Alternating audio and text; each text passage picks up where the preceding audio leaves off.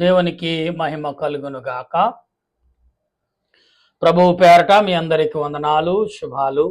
మరణాత ప్రియులరా, బాగున్నారా?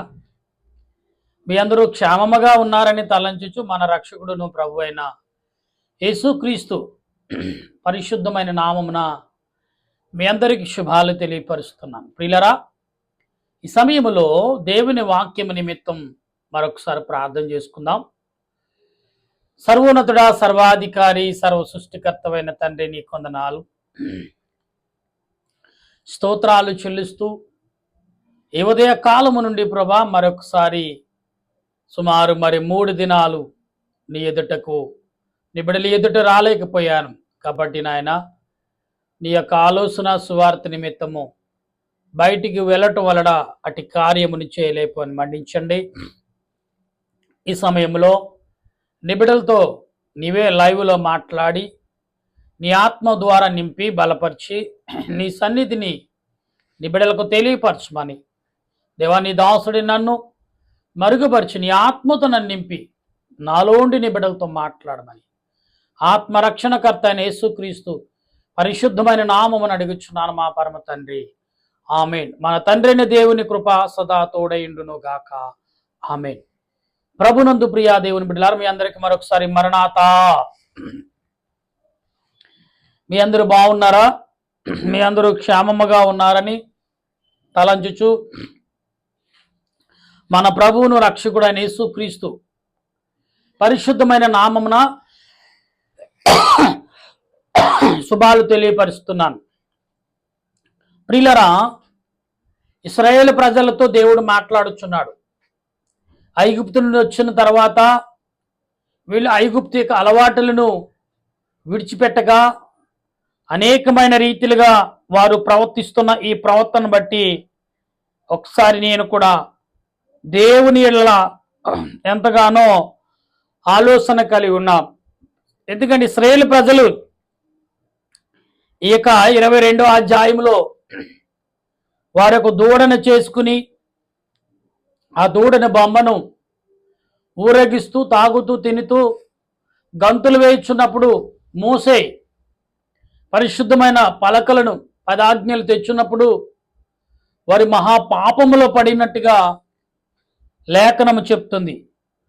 ఎక్కడ ఎన్ని గ్రంథాలు దాటిన తర్వాత కూడా ఈ మాటలు ప్రభు బయలుపరుస్తున్నాడు. అయితే మనం వాక్య గ్రంథంలో చూసినప్పుడు మనం భయం పుట్టి క్రియలు చేసి తమ రక్షకుడని దేవుని మరిచిపోయిరి. అప్పుడు ఆయన, నేను వారిని నశింపచేసుదనని, అయితే ఆయన వారిని నశింప చేయకుండా, చూడండి, ఆయన కోపము వారిని నశింప చేయుటకు అంటే నశింప చేయకుండా కాపాడుటకు, ఆయన కోపము చల్లార్చుటకై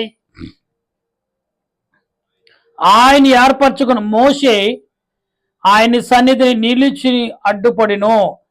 ఇలా దేవుడు తన పనినిచ్చిన పనివారిని ఏంటంటే, ఎప్పుడైతే దేవుడు ఇంతగా బలపరిచాడు, ఇంతలో నాశనం చేస్తాడా, క్షమించగల దేవుడు కదా, అలాగనుకుంటే అన్ని ఎన్నో మార్లు ఆయనకి శిక్షించాలి కదని ఆలోచిస్తూ దేవునికి అడ్డముగా నిలబడ్డాడు మోషే.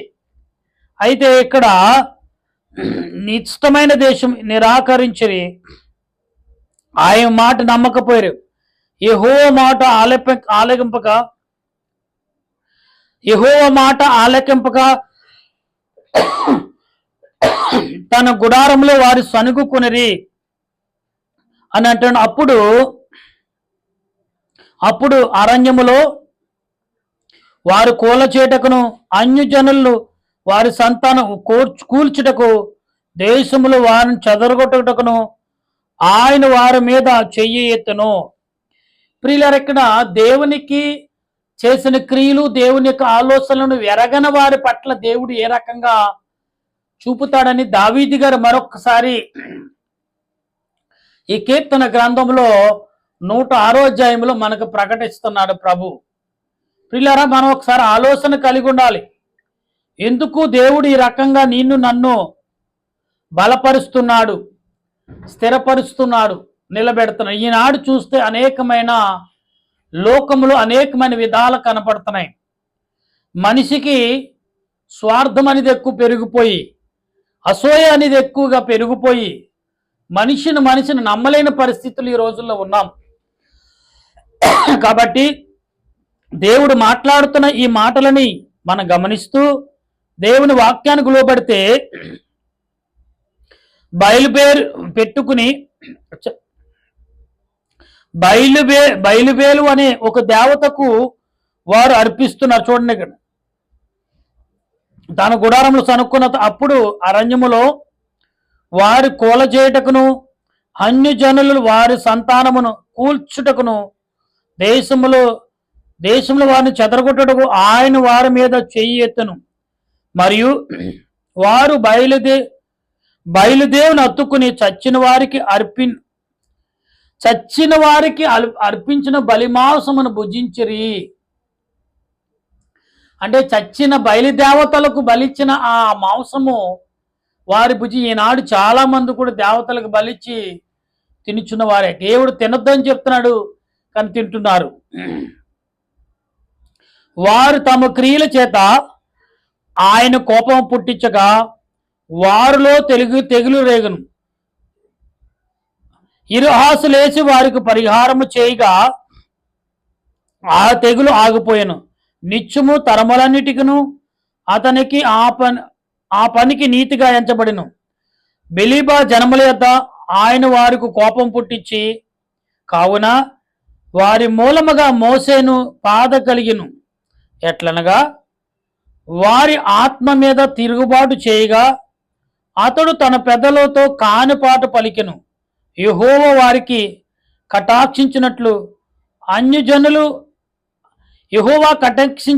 అన్యజనులు లేకపోకుండా చేసిరి. అన్యజనులతో సహవాసము చేసి వారి క్రియలు నేర్చుకునిరి. వారి విగ్రహములు పూజ చేసిరి, అవి వారికి గుడి ఆయను. మరియు వారు తమ కుమార్తెలను దెయ్యములుగా బలులుగా అర్పించిరి. నిరపరాధి రక్తము అనగా తమ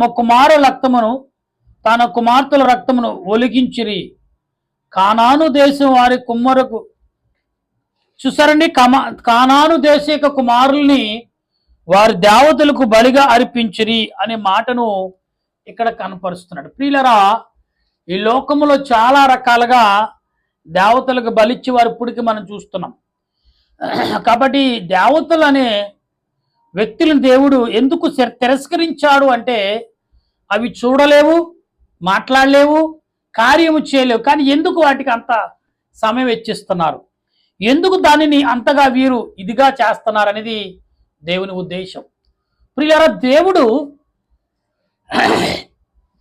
తన క్రియలు బట్టి అనేకమైన రీతిలుగా చేయుచున్న క్రియలను చూస్తే రక్తము వలన దేశము అపవిత్రమాయను, తమ క్రియల వలన వారు అపవిత్రులైరి,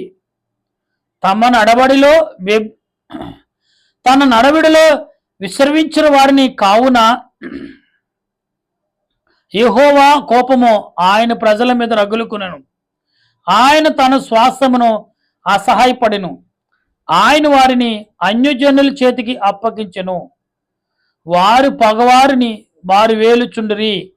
ప్రియులారా, ఇక్కడ ఎలాగంటే ప్రభుకి ఎలాగ వ్యతిరేకం చేశారో అలాగనే వీరు కూడా చాలా నరకమైన జీవితానికి దేవుడు ఐగుప్తుని తర్వాత కూడా వీరు అన్యజనులకు అప్పుడప్పుడు అప్పగించబడుతున్నారు కొన్ని తరాలు. ఎందుకు అంటే ఈనాడు దేవుడు అనేక రకాలుగా క్షమించినా కానీ ప్రజలు మాత్రం మానక ఇవాళ చూస్తున్నాం కదా, సెలవులు ప్రకటించి దేవతలను అనేక రకాలుగా చేయించున్నవారు, మొక్కుచున్నవారు చూస్తున్నాం. అంటే ఎవరిని ఉద్దేశించి కదా, అసలు నిజమైన దేవుడు ఇంత రకంగా మీరు ఆరాధిస్తున్నారు, ఇన్ని రకాలుగా చేస్తున్నారు, ఇంత ధనం వెచ్చిస్తున్నారు, 1000 కోట్ల రూపాయలు మరి ఆ యొక్క పనులకు వెచ్చిస్తున్నారు కదా, అవి మీకేమైనా చేస్తున్నాయా? భ్రమ తప్ప ఏమీ లేదు, భ్రమ. గనుక మనము మాత్రము నిజమైన దేవుడు కార్యము చేసేవాడు, మాట్లాడేవాడు, చూసేవాడు ఆయన దగ్గరికి రాకుండా ఇష్టమైన రీతిలో వారు ప్రవర్తిస్తున్నారనేది ఆయన ఉద్దేశం. అయితే ఇక్కడ 42వ అధ్యాయంలో శత్రువులు ఆయన బాధ పెట్టిరి. వారు శత్రువుల చేతి కింద వారు అనపబడిదిరి. అనేక పర్యాయములు ఆయన వారిని విడిపించును. అయినను తన ఆలోచనను అనుసరించి తిరుగుబాటు చేయవచ్చును. తమ దోషము చేత హీన స్థితికి జారిపోటగానే సిద్ధపడ్డారు, కానీ దేవుని స్తుతించుటకు ఇష్టపడలేదు. ఎంత దుర్మార్గంగా ఉన్నారు సార్ మనుషులు. ప్రియులారా, మీరు ఒకసారి ఆలోచన కలిగి ఉండాలి. దేవుడు తన కృపను బట్టి, దేవుడు తన ఆలోచన బట్టి, దేవుడు తన క్రియలను బట్టి నిన్ను నన్ను ఆదరిస్తున్నాడు, ఆయుధపరుస్తున్నాడు. అయితే మనం గ్రహించక అపవాది సంబంధులకు లోపడుతున్నాం. నిజంగా నేను ఊరు వెళ్ళినప్పుడు ఊర్లో ఒక దైవజనుడు వాక్యం చెప్పినప్పుడు వారందరూ తప్పళ్ళ కొట్టినప్పుడు నిజంగా ఎంతగా ఆదరిస్తున్నారు దేవుని వాక్యాన్ని, ఎంతగా సంతోషిస్తున్నారు, దేవునికి స్తోత్రం హల్లెలూయా అని చెప్పడం, ఈ మాటలు వింటుంటే ఎంతో నాకు సంతోషం ఇస్తుంది. ప్రియులరా, ఆ సంఘంలో నాకు అవకాశం ఇవ్వటం, ప్రార్థనలు చేయటం కూడా జరిగింది. ఎందుకు అంటే ఈ మాటలని, ఈనాడు మీరు నేను మనమందరము కూడా దేవుని సంబంధులం, దేవుని కొరకు హెచ్చించబడిన వారు, దేవుని చేత బలపడిన మనము అపవాది చేతికి లోబడి సమయం హెచ్చిస్తున్నామేమో ఒకసారి ఆలోచించమని దేవుని లేఖనం చెప్తుంది.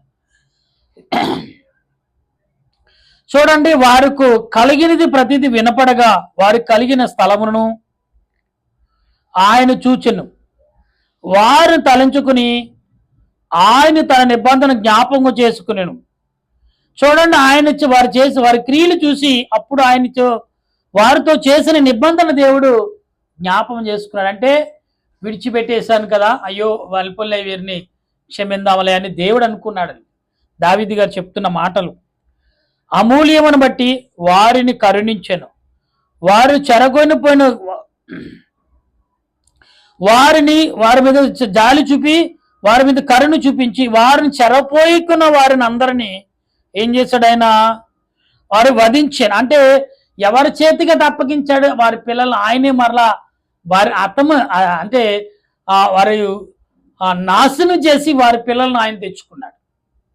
ఇలా నా పిల్లలు ఇప్పటికైనా అయితే అబ్రహాముతో చేసిన నిబంధన, యాకోబుతో చేసిన నిబంధన, యేసోబుతో చేసిన నిబంధన, ఈ నిబంధనలన్నీ కూడా ఆయన గుర్తు చేసుకున్నాడు. ఆదులో ఆదాముతో చేసిన నిబంధన, తర్వాత భక్తులు తన కుమారులతో చేసిన నిబంధన అంతా కూడా దేవుడు లెక్క చూసుకుంటేనే దేవుడు క్షమాపణ వారిని ప్రేమించేవాడిగానే ఉన్నాడు తప్ప శిక్షించేవాడు. అందుకనే అన్యులైన వారిని గద్దించి మరలా ఆయన దగ్గర తెచ్చుకున్నాడు.